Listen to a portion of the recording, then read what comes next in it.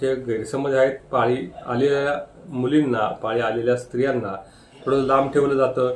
त्यांना दोन्ही भांडी किंवा गावाकडे आजही बघतो बघा किंवा शहराच्या ठिकाणी सुद्धा असं दिसून येतं, त्यांना अशी वात वाढेल अशी कामं केली जातात. म्हणजे दोन्ही भांडी करणं किंवा कोपऱ्यात बसवणं. म्हणजे खेडेगावामध्ये किंवा आजकाल शहरामध्ये सुद्धा पाळीचा स्पर्श हा, पाळी येणाऱ्या स्त्रीचा स्पर्श हा थोडासा दूषित समजला जातो. आपल्या सर्वांची उत्पत्ती म्हणजे पाळी आल्यामुळे आपल्या सर्वांची नीट उत्पत्ती झालेली असते. पाळी आल्यामुळं अंड्यांची क्वालिटी सुधारते, अंड्यांची वाढ होते, मुलबाळ व्हायला मदत होते. परंतु पाळीविषयी बरेच गैरसमज आहेत. आजही कर्नाटक, केरळ किंवा इतर राज्यांमध्ये, साऊथमध्ये पाळी ज्या वेळेला त्यांच्या मुलींना येते त्यावेळेला तो एक उत्सव स्वरूपी करण्याची पद्धत असते.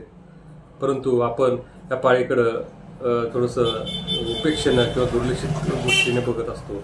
असो, पाळीमध्ये तुम्ही प्रवास टाळायचा. नंबर 1, पाळीमध्ये तुम्ही तेलकट, तिखट, खारट, आंबट, मसालेदार पदार्थ टाळायचे. नंबर 2, नंबर 3, तुम्ही जर शहराच्या ठिकाणी वरती 3ऱ्या-4थ्या फ्लोअरला असाल तर वरखाली करणं हा जो काही प्रकार असतो, सतत वर जाणं खाली येणं, त्यामुळं गर्भाशयाला एक प्रकारचं गडबड होऊन जाते. त्यामुळे वरखाली करणं टाळावं. नंबर 3. नंबर 4, तुम्ही लोणची, पापडं, पाणीपुरी, भेळपुरी, शेवपुरी अशा पदार्थांनी सेवन करू नयेत. नंबर 5, पाळीमध्ये तुम्हाला मी एक उपाय, आता एक उद्या परवा तुम्हाला एक व्हिडिओ देतोय, तर चटणी तुम्ही सेवन करताय. तुम्हाला बऱ्याच जणींना, बऱ्याच माता भगिनींना त्याचा 100% फायदा होत असतो. ही चटणी अतिशय चांगल्या गुणधर्माची असते. या चटणीमुळे बऱ्याच माता भगिनींना खूप छान आराम पडत असतो. त्या चटणीविषयीचा व्हिडिओ मी तुम्हाला 2 दिवसात देतो. आता पाळीमध्ये तुम्ही जर प्रवास करत असाल, पाळीमध्ये तुम्ही जर 2 व्हीलर प्रवास करत असाल, बघा पाळीमध्ये प्रवाहन असतं, म्हणजे गाठी पडतात, अंगावून जातं. अशा वेळेला जर तुम्ही सतत बाईकवरती किंवा सतत प्रवास केला तर रोज निर्माण होतो आणि गडबड होऊन जाते. त्यामुळे पाळीमध्ये प्रवास टाळावा अशी विनंती मला बऱ्याच माता भगिनींना, विशेषतः मुलींना करायची आहे. कारण मुलबाळ नसणं ही समस्या घेऊन आमच्याकडे ज्यावेळेला रुग्ण येतात त्यावेळेला PCOD त्रास असा अचानक होत नसतो. त्याच्यामागे कारण मीमांसा असते, कारणांचं मालिका असते. असं जर म्हटलं तर काय त्याचं वावगं ठरणार नाही. त्या PCODच्या त्रासाला बरेच जर वैतागले असतात, बऱ्याच माता भगिनी, बऱ्याच मुली या PCODच्या त्रासात. पूर्वीच्या काळी PCOD होता का असा प्रश्न बरेच लोक विचारतात. तर पूर्वीच्या काळी सुद्धा PCODचा त्रास होता, परंतु त्याचं प्रमाण कमी होतं. लोक नियम पाळत होती. आजकाल लोकांना कसं असं नियम पाळायला आवडत नाही. नंबर 5, जीन्स पॅन्टी जर तुम्ही घालत असाल बऱ्याच माता भगिनी, तर तुम्ही टाळाव्यात असं मला तुम्हाला या ठिकाणी सांगावं वाटतं. जीन्स पॅन्टमध्ये प्रवाहन येते आणि तुम्ही रोध करताय तर तुम्हाला मुलबाळ व्हायला किंवा अंड्याची क्वालिटी किंवा अंडी फुटायला नक्कीच अर्थ होत आहे. किमान पाळीच्या दिवसामध्ये तुम्ही जीन्स पॅन्ट घालू नये असंही मला तुम्हाला या ठिकाणी सांगावं वाटतं. तर तुम्ही म्हणता आम्हाला जीन्स पॅन्ट घालायची का नाही? हे उष्णतेचं वातावरण आहे, हे गरमीचं वातावरण आहे. या गरमीच्या वातावरणात कशाला आली जीन्स पॅन्ट? जर तुम्हाला घालायची असेल तर पाळीचे दिवस सोडून बाकी दिवस घाला. जीन्स पॅन्ट हा जो काही प्रकार असतो हा आपल्याकडं विशेषतः ज्या ठिकाणी थंडीचा मोसम आहे, म्हणजे इंग्लंड, अमेरिका किंवा जे काही कंट्रीज असतात त्या कंट्रीमध्ये वातावरण थंडीचं असतं, त्यानंतर ठीक आहे. आपलं एकदम आहे उष्ण वातावरण, दमट वातावरण.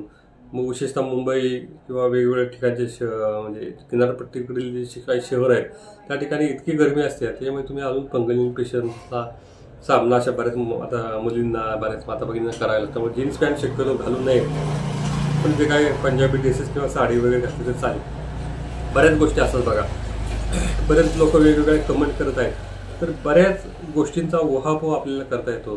तुम्ही पाळीमध्ये एकदम मूड स्विंग होतो बघा, मूड स्विंग होतो. तर मूड स्विंग होतं पाळीमधून, अंगावरून कमी दाद असेल तर तुम्हाला मी चटणीचा व्हिडिओ तुम्हाला मी देतोय. कालच फेसबुकवरती आयुर्वेद जागरण नावाचं माझं पेज आहे, त्या पेजवरती मी टाकलेला आहे. तर तुम्ही तो व्हिडिओ पाहू शकता. 2 दिवसामध्ये तुम्हाला मी तो व्हिडिओ देईल. त्याचा बऱ्याच माता भगिनींना अतिशय छान पद्धतीने फायदा होत असतो. मूळव्याधावरती औषध आहे का असे प्रश्न विचारतात. तर मूळव्याधाचा विषय हा बाजूला आहे, आपण पाळीच्या अनुषंगाने या ठिकाणी बोलत आहोत. पाळीमध्ये माता भगिनींनी प्रवास टाळायचा. एका जागेवर किती वेळ बसायचं असे मानकं असतात. तुम्ही जर कंटिन्यू एका जागेवरती बसत असाल, किमान अर्ध्या तासाच्या वरती एकच क्रिया करू नये. अर्ध्या तासावरती तुम्ही उभं राहायचा तर बसा, अर्ध्या तासाच्या वरती तुम्ही बसत असाल तर उभे राहा. कंटिन्यू एकाच ठिकाणी. गर्भाशय म्हणजे एक प्रकारचा मांसाचा गोळा आहे.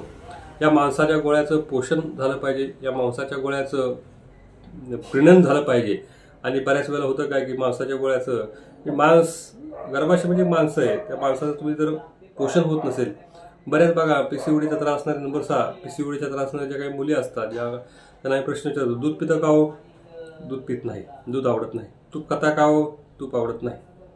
म्हणजे दुधातुपाचा वर्ज्य असणाऱ्या मुलींना पीसीओडी त्रास असतो असं माझ्या पाहण्यातील एक निरीक्षण आहे.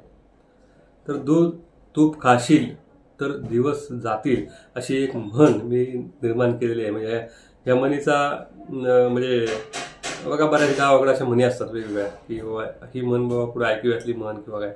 माझी एक म्हण अशी आहे, म्हणजे मी म्हण तयार केलेली आहे, दूध तूप खाशील तर दिवस जातील अशी एक म्हण असते.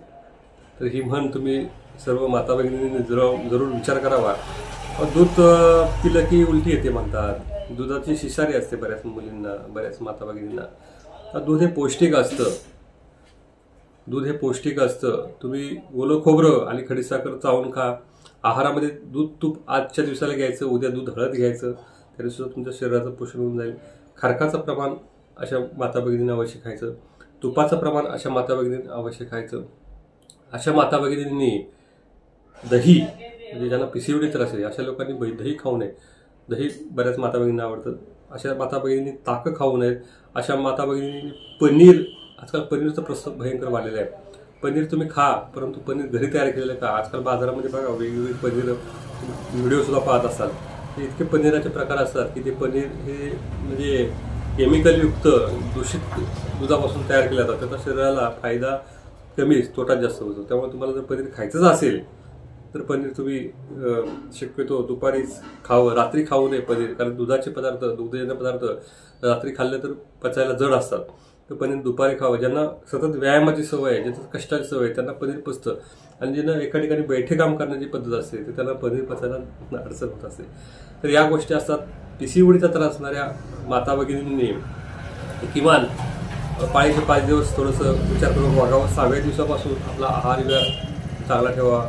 पाळीचे 5 दिवस डोक्यावरून पाणी घेऊ नये असं आपल्याकडे म्हण आहे. म्हणजे आपल्याकडे पद्धतच आहे, पाळीच्या 5 दिवसामध्ये डोक्यावरून पाणी घेऊ नये. पण बऱ्याच मुली डोक्यावरून पाणीसुद्धा घेतात. तर ती एक चुकीची पद्धत जी असते, ती चुकीची पद्धत तुम्ही बंद करावी. बऱ्याच गोष्टी सांगता येतात, तुम्हाला थोडक्यात विश्लेषण केलेलं आहे.